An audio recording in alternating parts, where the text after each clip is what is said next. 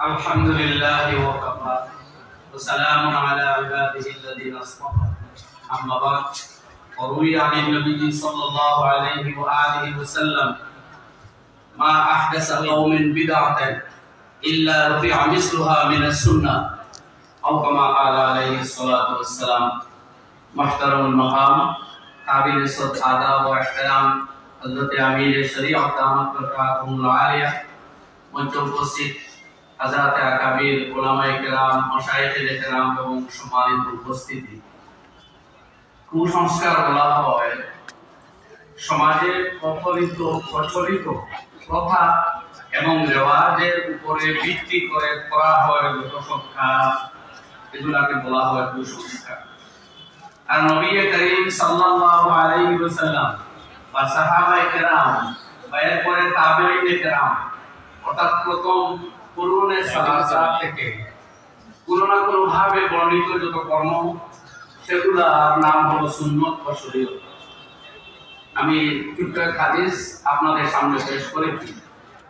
সেখানে পৃথিবীতে বা আমাদের সমাজে প্রচলিত কুসংস্কারগুলোর কুফল উল্লেখ করা হয়েছে। বলা হয়েছে কোন জাতি কোন কওম যখন কোন বিদআত কোন কুসংস্কার কোন রসম প্রথাকে আঁকড়ে ধরবে তখন সেই জায়গা থেকে নবী করিম সাল্লাল্লাহু আলাইহি ওয়াসাল্লামের রক্তমাখা প্রচারিত দ্বীন ইসলামের কোন না কোন একটা সুন্নাত মৃত্যুবরণ করবে। এর কুফল শরঈ কুফল অর্থাৎ শরীয়তের দৃষ্টিতে এর ভয়াবহতা বলতে গিয়ে আমি ছোট্ট একটি হাদিস শুধু উল্লেখ করব। মুসলিম শরীফ জিলদে আউয়াল কিতাবুল ঈমানের মধ্যে ইমাম মুসলিম ইবনুল হাজ্জাজ আল কুশাইরি আলাইহি রাহমাহ হাদিস উল্লেখ করতেছেন যে কিয়ামতের ময়দানে রাসূল আকরাম সাল্লাল্লাহু আলাইহি ওয়াসাল্লামের সম্মুখ থেকে কিছু মানুষকে মুসলিম বেশধারী দুজখের দিকে নিয়ে যাওয়া হবে। হুজুর বলবেন উসাইহাবি উসাইহাবি, এরা তো আমার কওম, আমার জাতি, আমার উম্মত, আমার সাহাবীর মতো মনে হচ্ছে। ফেরেশতারা জবাব দিবেন না ইয়া রাসূলুল্লাহ, আপনি জানেন না মা আহদাসু বা'দাকা, আপনার অভান্তের পরে এরা কোন অপকর্মে কুসংস্কারে বিদআতে শিরকে লিপ্ত হয়েছে। এরপরে যখন হুজুরকে শোনানো হবে এদের অপকর্ম শরীয়ত বিরোধী কর্মে লিপ্ত হওয়া, তখন রাহমাতুল লিল আলামিন বলে উঠবেন সফকান সফকা, নিয়ে যাও এদেরকে, আমার থেকে দূরে নিয়ে যাও।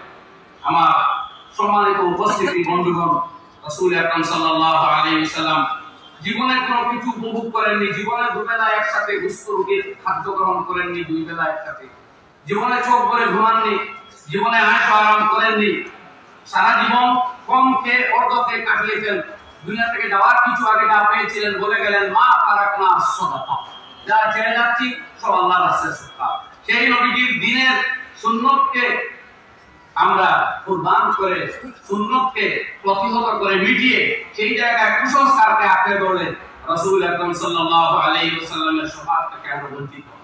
এবারে আমি মাত্র দুই তিনটা কুসংস্কারের কথা উল্লেখ করি। আজকের সমাজে যেটা আম হয়ে গেছে, অনেক যুবকদের মধ্যে দেখা যায় উল্কা কিন্নরা কি বলা হয়, যে দেহের মধ্যে ক্ষুদ্র ক্ষুদ্র সূচ দিয়ে চামড়ার নিচে কালারিং করে কখনো ফটো, কখনো কোনো কিছু লেখা, কোনো সেন্টেন্স, কোনো বাক্য, আই ওয়ান্ট ইউ, আই আরো কিছু ইউ, এই ধরনের কোনো শব্দ কারণ নাম, এই সমস্ত চামড়ার নিচে যেগুলো লেখা হয় এটা চূড়ান্ত জঘন্য এক কুসংস্কার।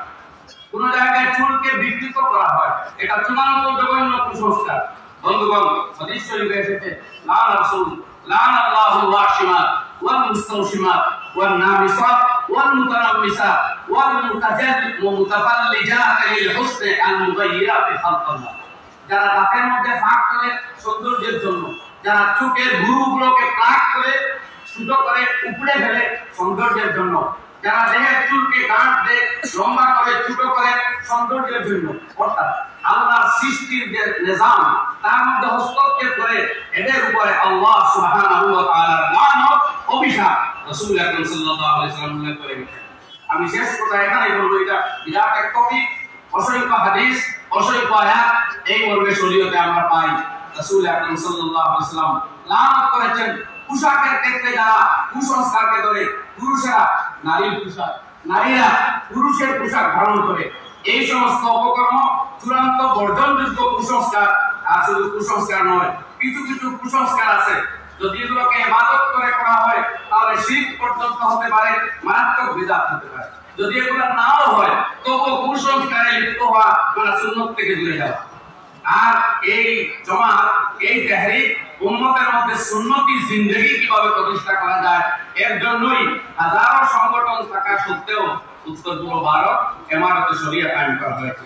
সুতরাং আজকে এই উদাত্ত আহ্বান আমরা জানাই যে ইনশাআল্লাহ এই সমাজ থেকে যাবতীয় কুসংস্কারকে দূর করে আমরা দুনিয়ার সামনে ইসলামের যে message of piece, message of humanity, যে জীবন বিধান, শান্তির বিধান, মানব বিধান দিয়েছে ইসলাম, সেটা চূড়ান্তভাবে ব্যাহত হয় যখন আমরা সুন্নতকে বাদ দিয়ে কুসংস্কারে লিপ্ত হই। হযরতে আমির শরীয়ত বর্তমান, হযরতে আমির শরীয়ত সানি রাব্বাল্লাহু মারকাদাহু, হযরতে আমির শরীয়ত আউয়াল মাওলানা আব্দুল জলিল চৌধুরী রাব্বাল্লাহু মারকাদাহুমা, এই দুই বুজুর্গ আর বর্তমান হযরত তার সঙ্গী সাথীগণ গিয়ে সারা জীবন ব্যাপী এই মেহনতে লিপ্ত আছেন কিভাবে যুবক যুবকে ইসলামের ছায়াতলে আনা যায়, নবীজির সুন্নতে আমাদের জীবন কিভাবে বদলানো যায়।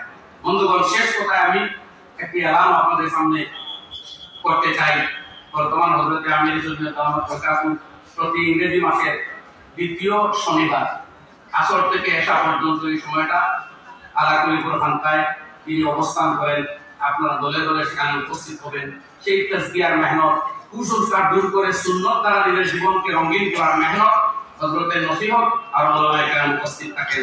আমরা আমাদের আসলাফ ও আকাবিরকে ধরে তারা থাকতে থাকতে ইনশাআল্লাহ সেই অঙ্গীকারবদ্ধ হব যাতে দুনিয়ার সামনে নিজের জীবনে ইসলামকে বাস্তবায়িত করতে পারি। ওমা আলাইনা ইল্লাল বালাগ।